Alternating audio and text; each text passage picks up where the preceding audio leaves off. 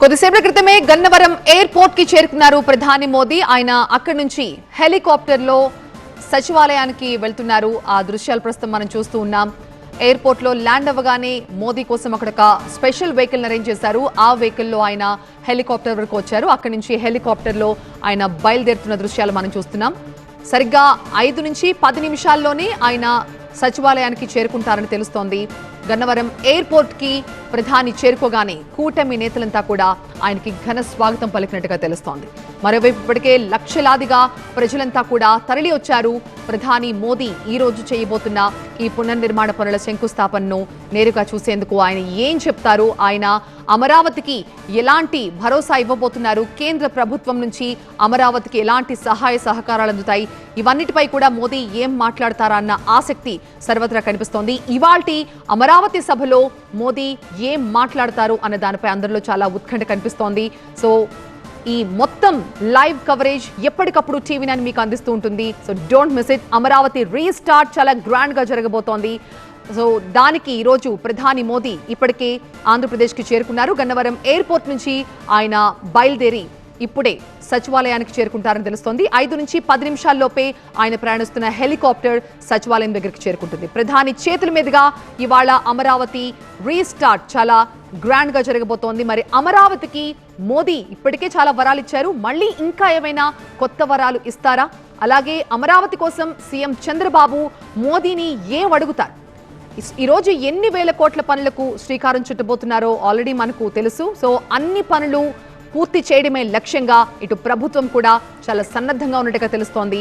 అమరావతి భవిష్యత్తు ఎలా ఉండబోతోందో ఇవాల్టి సభలో కళ్లకు కట్టే ప్రయత్నం ఏపీ ప్రభుత్వం చేయబోతున్నట్టుగా తెలుస్తోంది. మరి ఇవాల్టి సభలో మోదీ ఏం మాట్లాడతారు అన్న దానిపై మాత్రం సర్వత్రా ఆసక్తి కనిపిస్తోంది. అమరావతిని ఒక స్వయం సమృద్ధి నగరంగా నిర్మించాలన్నది ఏపీ ప్రభుత్వ ఆలోచనగా తెలుస్తోంది. దీనికి అనుగుణంగానే 8,603 చదరపు కిలోమీటర్ల పరిధిని రాజధాని ప్రాంతంగా గుర్తించారు.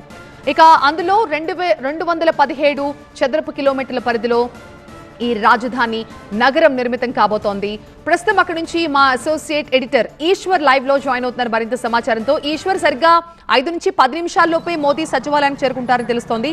సో ఈ కార్యక్రమం ఎప్పుడు స్టార్ట్ కాబోతోంది? ఎన్ని గంటలకి సభా ప్రాంగణానికి ఆయన చేరుకుంటారు?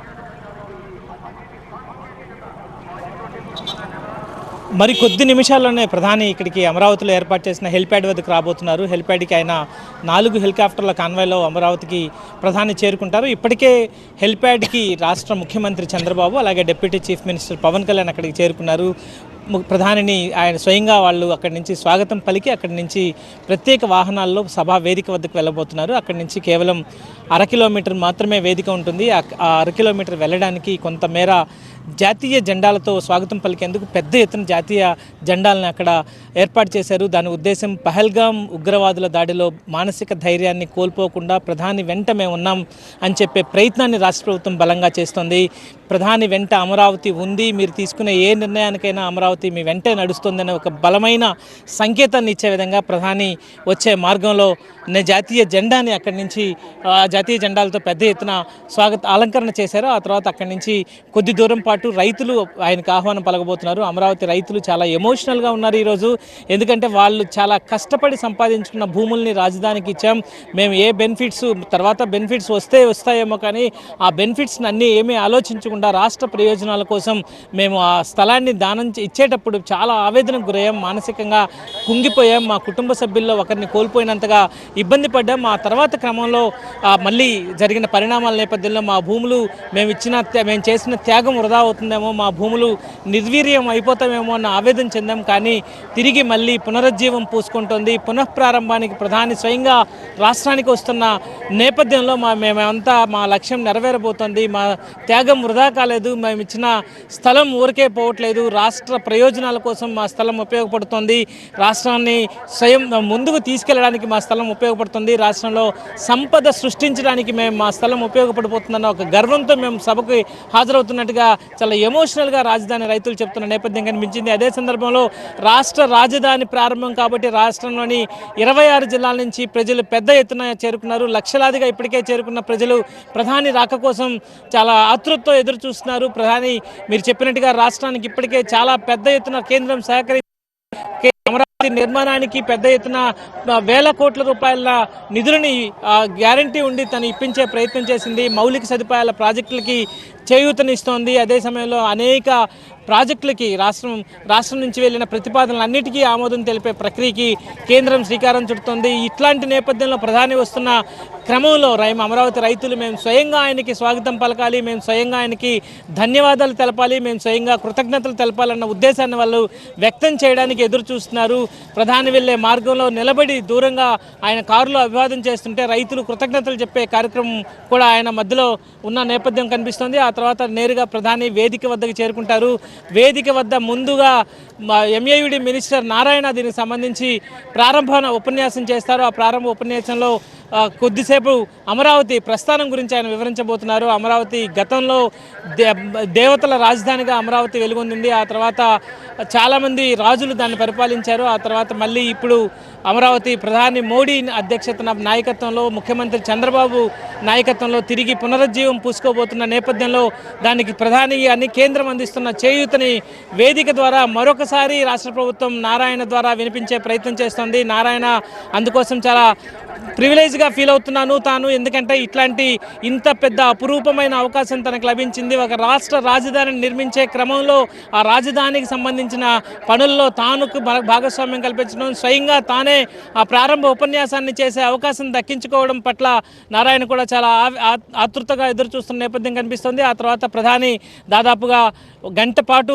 ఈ సభలో ప్రసంగించబోతున్నారు, సభలో ఉండబోతున్నారు. 40 నిమిషాల పాటు ప్రధాని సభలో ప్రసంగం ఉండబోతుంది. దీంట్లో అనేక అంశాలు చర్చకు వచ్చే అవకాశం కనిపిస్తోంది. ఎందుకంటే ప్రధానికి సంబంధించి రాష్ట్రానికి సంబంధించిన అభివృద్ధి అంశాలను ప్రధానంగా చర్చిస్తారు. మరొకసారి పహల్గాం ఉగ్రవాద దాడి సంబంధంలో ఇక్కడి నుంచి ప్రధాని మరొకసారి అమరావతి దన్నుగా నిలుస్తున్న వేళ, అమరావతి సపోర్ట్గా ఉన్న నేపథ్యంలో మరొకసారి భారత్ యొక్క ఉద్దేశాన్ని ఎవరైతే భారత్ని మానసికంగా ఇబ్బంది పెట్టాలని ప్రయత్నిస్తున్నారో వాళ్ళకి సరైన రీతిలో సమాధానం చెప్పేందుకు భారత్ ప్రణాళికల్ని మరొకసారి ప్రధాని అమరావతి వేదికగా వివరించబోతున్నారు. ఆ తర్వాత ఆంధ్రప్రదేశ్ రాష్ట్ర ప్రయోజనాల కోసం కేంద్రం తీసుకుంటున్న ప్రయత్నాలు కావచ్చు, ఆంధ్రప్రదేశ్ రాష్ట్రం చేపడుతున్న పలు ప్రయత్నాలకి కేంద్రం అందించే మద్దతుకు సంబంధించి చాలా కీలకమైన ఉపన్యాసం ప్రధాని ఈరోజు చేయబోతున్నారు. ఆ ఉపన్యాసం కోసం అందరూ ఆతృతగా ఎదురు చూస్తున్నారు. అమరావతి కేవలం ఒక చారిత్రక రాజధాని మాత్రమే కాదు,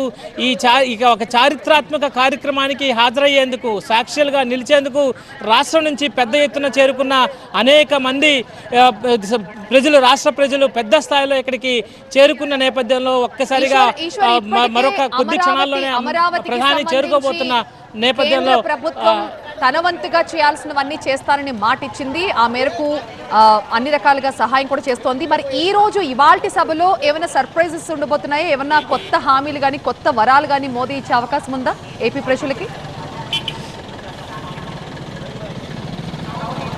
ఖచ్చితంగా, అంటే ఇప్పటికే కేంద్రం నుంచి సహకారం అందింది. బీజేపీ నేతల్ని మనం ఇదే ప్రశ్న అడిగిన సందర్భంలో, ఎందుకంటే రాష్ట్రానికి సంబంధించి కీలకమైన చారిత్రాత్మకమైన ఘట్టంలో పాలుపంచుకోబోతున్నారు కాబట్టి ఖచ్చితంగా ప్రజల నుంచి చాలా ఎక్స్పెక్టేషన్స్ ఉంటాయి కాబట్టి ఇంకేదైనా ప్రకటన ఉండబోతుందా అన్న ప్రశ్నని బీజేపీ నేతలకు సంధించిన సమయంలో వాళ్ళ నుంచి వస్తున్నది, రాష్ట్రానికి సంబంధించి ఏ ప్రతిపాదన వచ్చినా అంగీకరించడానికి కేంద్రం సిద్ధంగా ఉంది. అమరావతిని ముందుకు తీసుకెళ్ళడానికి మిగతా దాదాపుగా 25 రాష్ట్రాలకు రాజధానులు ఉన్నాయి. ఆంధ్రప్రదేశ్కి రాజధాని కూడా లేని వ్యవహారం కేంద్రం దృష్టిలో ఉంది. ఎందుకంటే రాష్ట్ర విభజన జరిగిన తర్వాత నుంచి ఎన్డీఏనే కూటమి ప్రభుత్వమే పరిపాలనలో ఉంది, కేంద్రంలో ఉంది. అదే సమయంలో 2014-19లో ఎన్డీఏ కూటమి రాష్ట్రంలో కూడా ఉంది. మళ్ళీ 2024లో కూటమి ప్రభుత్వమే ఇక్కడికి వచ్చింది. కాబట్టి రాష్ట్రానికి అవసరమైన అనేక అవసరాలు కేంద్ర ప్రభుత్వ దృష్టిలో ఉన్నాయి. కాబట్టి ప్రధాని ఈరోజు ఖచ్చితంగా ఏదో ఒక ప్రకటన చేసే అవకాశం ఉండకపోయినా తదుపరి అయినా కూడా కేంద్రంకి వచ్చే ప్రతిపాదనలన్నిటికీ ఆమోదం తెలుపుతామని చెప్పే ప్రయత్నం చేస్తోంది. కేంద్రం ఇప్పటికే రాష్ట్రానికి సంబంధించి అమరావతికి 15,000 కోట్ల రూపాయల రుణాలని ఇతర వరల్డ్ బ్యాంక్ నుంచి, ఏషియన్ డెవలప్మెంట్ బ్యాంక్ నుంచి ఇచ్చేందుకు తాను సహకరిస్తోంది. మరొక హడ్కో నుంచి 11,000 కోట్ల రూపాయలు ఇచ్చేందుకు సహకారం అందిస్తానని చెప్పింది. సో అంత అప్పుకి అది రాష్ట్ర ఎఫ్ఆర్బిఎం పరిధిలోకి రాకుండా, ఎందుకంటే ఆ అప్పులన్నీ ఎఫ్ఆర్బిఎం పరిధిలోకి వస్తే తిరిగి ఎక్కువ లోన్స్ తీసుకోవడానికి అవకాశం ఉండదు. సో ఆ ఎఫ్ఆర్బిఎం పరిమితి నుంచి ఈ కేంద్రం ఇచ్చే ఈ గ్రాంట్లకి సంబంధించి కావచ్చు, ఈ లోన్కి సంబంధించి కావచ్చు, వాటికి మినహాయింపు ఇస్తున్నారు. తద్వారా మరింత లోన్ వచ్చే అవకాశం ఉంటుంది. సో వీటితో పాటు చాలా మౌలిక సదుపాయాలకు సంబంధించిన ప్రాజెక్టులు, ఎన్హెచ్ఐకి సంబంధించి అయితే రాష్ట్రంలో చాలా పెద్ద ఎత్తున ప్రాజెక్టులు నడుస్తున్నాయి. సో ఉదాహరణకి మనం చూడవచ్చు, వెస్ట్ బైపాస్, ఈరోజు విజయవాడ వెస్ట్ బైపాస్ని ఓపెన్ చేయడం ద్వారా ఈరోజు చాలా వేగంగా ఇక్కడికి అనేక ప్రాంతాల నుంచి వచ్చిన వాళ్ళు ఇక్కడ చేరుకోవడం జరిగింది. దాదాపు 1100 కోట్ల రూపాయలతో నిర్మించిన ఆ ప్రాజెక్టు కేంద్రం ఇచ్చిన ప్రాజెక్టే. మేఘా ఇంజనీరింగ్ కంపెనీ ఆ ప్రాజెక్ట్ని చాలా త్వరితగతిన వరల్డ్ క్లాస్ ఇన్ఫ్రాస్ట్రక్చర్తో, దాన్ని వరల్డ్ క్లాస్ స్టాండర్డ్తో దాన్ని కంప్లీట్ చేసింది. సో అనేక ఎన్హెచ్ఏ ప్రాజెక్టులు రాష్ట్రంలో దాదాపు 2 లక్షల కోట్ల రూపాయల జాతీయ రహదారులకు సంబంధించిన ప్రాజెక్టులు రాష్ట్రంలో ప్రస్తుతం అనేక దశల్లో పురోగతిలో ఉన్నాయి. వీటికి సంబంధించి ఇవి కాకుండా మళ్ళీ రైల్వేకి సంబంధించిన అనేక ప్రాజెక్టులు ఉన్నాయి. అమరావతి రైల్వే స్టేషన్ని శాంక్షన్ చేసింది కేంద్రం. ఇతర రాష్ట్రంలో మన ప్రధాన నగరంతో పాటు దేశంలోని అన్ని ప్రధాన నగరాలకి కనెక్టివిటీని కలిపే విధంగా మౌలిక సదుపాయాలని, రహదారులకు సంబంధించి కనెక్టివిటీకి సంబంధించి, rail connectivity, road connectivity, air కనెక్టివిటీకి సంబంధించి అనేక విధంగా ప్రయోజనాలు చేకూర్చే విధంగా నిర్ణయాలు తీసుకుంటోంది. సో వీటన్నిటికీ కేవలం రాష్ట్రానికి సంబంధించి, రాష్ట్ర రాజధానికి సంబంధించి రుణాలు ఇప్పించడమే కాకుండా మిగతా మౌలిక ప్రాజెక్టులకు సంబంధించి కావచ్చు, లేకపోతే మెట్రో లాంటివి విజయవాడతో పాటు, అమరావతితో పాటు విశాఖ లాంటి నగరాల్లో మెట్రో ఇవ్వడానికి పూర్తిగా సహకారం అందించబోతోంది. ఇతర రాష్ట్రాల్లో మెట్రోకి ఎలాంటి సహకారం అందించారో అలాంటి సహకారాన్ని ఇక్కడ ఇప్పించేందుకు అవసరమైన సహకారాన్ని ఇస్తామని ప్రకటించింది. వీటితో పాటు ఇంకా మిగతా కేంద్ర ప్రభుత్వ పథకాలు దాదాపుగా 95 కేంద్ర ప్రభుత్వ పథకాలు ఉన్నాయి. వాటన్నిటిలో రాష్ట్ర భాగస్వామ్యాన్ని ఇస్తూనే అవసరమైతే మరికొంత అదనంగా నిధులు కేటాయించడానికి సిద్ధంగా ఉన్నట్టు కేంద్రం ఇప్పటికే ప్రకటించింది. ఆ దిశగా రాష్ట్రం నుంచి వెళ్తున్న ప్రతిపాదనలకి మాత్రం ఖచ్చితంగా ఆమోదం తెలిపి మళ్ళీ తిరిగి వాటికి సంబంధించిన జవాబులను చెప్పే ప్రయత్నం చేస్తుంది. దానికి సంబంధించి మనకి ఎన్డీఏలో కీలక భాగస్వామిగా ఉండడం ఒక కారణం కావచ్చు. అదే సమయంలో ప్రధాని మోడీ కూడా రాష్ట్రం గురించి, రాష్ట్ర విభజన జరిగిన సమయంలో కూడా ఆంధ్రప్రదేశ్కి హైదరాబాద్ నుంచి విడిపోవడం వల్ల, హైదరాబాద్ లేకపోవడం వల్ల, ఆంధ్రప్రదేశ్కి ఒక సరైన రాజధాని లేకపోవడం వల్ల ఇది జరుగుతుందని, ఇట్లాంటి నష్టం జరుగుతుందని చెప్తున్న ప్రయత్నం చేస్తున్నారు. మనం ఒకసారి చూడొచ్చు, హెలికాప్టర్లు ఇక్కడికి అమరావతికి చేరుకుంటున్న నేపథ్యం కనిపిస్తుంది. 3 హెలికాప్టర్లు ఇప్పుడు ప్రధాని చేరుకోబోతున్నారు. ఒకసారిగా అమరావతిలోని హెలిప్యాడ్కి మోడీ హెలికాప్టర్ కాన్వాయ్ రీచ్ అవ్వబోతోంది. మరికొద్ది సెకండ్లలోనే ల్యాండ్ అవ్వబోతున్నారు. మనం స్క్రీన్ పైన స్పష్టంగా చూడవచ్చు, 3 హెలికాప్టర్లు అమరావతికి సంబంధించిన హెలిప్యాడ్ వద్ద ప్రస్తుతం అక్కడ ల్యాండ్ అయ్యేందుకు పొజిషన్ తీసుకుంటున్న నేపథ్యం కనిపిస్తోంది. ముందు హెలికాప్టర్లో ప్రధాని ఉన్నారు, మిగతా వెనకాల ఉన్న 2 సర్వేలెన్స్ కోసం అవి చుట్టూ కవర్ చేస్తున్న నేపథ్యం కనిపిస్తోంది.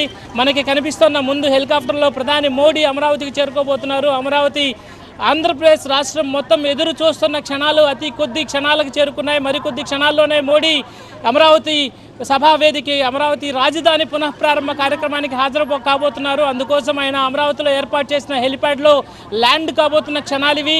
ఇప్పటికే అక్కడికి రాష్ట్ర ముఖ్యమంత్రి చంద్రబాబు నాయుడు, అలాగే డిప్యూటీ సీఎం పవన్ కళ్యాణ్ అక్కడికి చేరుకున్నారు. సో మనం చూడవచ్చు, దేశ ప్రధాని మోడీ ఆంధ్రప్రదేశ్ రాష్ట్ర రాజధాని పునర్నిర్మాణ పనులకి, పునఃప్రారంభ కార్యక్రమానికి ఇక్కడికి చేరుకుంటున్న నేపథ్యం మనం చూస్తున్నాం. ఈ హెలికాప్టర్లోనే ప్రధాని ఆంధ్రప్రదేశ్ రాష్ట్ర రాజధానికి శంకుస్థాపన చేయడానికి, పునర్నిర్మాణ పనులు ప్రారంభించడానికి తిరిగి చేరుకుంటున్న క్షణాలను మనం చూస్తున్నాం. మరికొద్ది క్షణాల్లో మోడీ అక్కడ ల్యాండ్ అవగానే అక్కడి నుంచి సాదర స్వాగతం పలికేందుకు ఆంధ్రప్రదేశ్ ప్రభుత్వం సిద్ధంగా ఉంది. రెడ్ తివాచి పరిచి మరీ ప్రధాని మోడీని సభావేదిక వద్దకు తీసుకెళ్లడానికి ముఖ్యమంత్రి వేచి చూస్తున్నారు.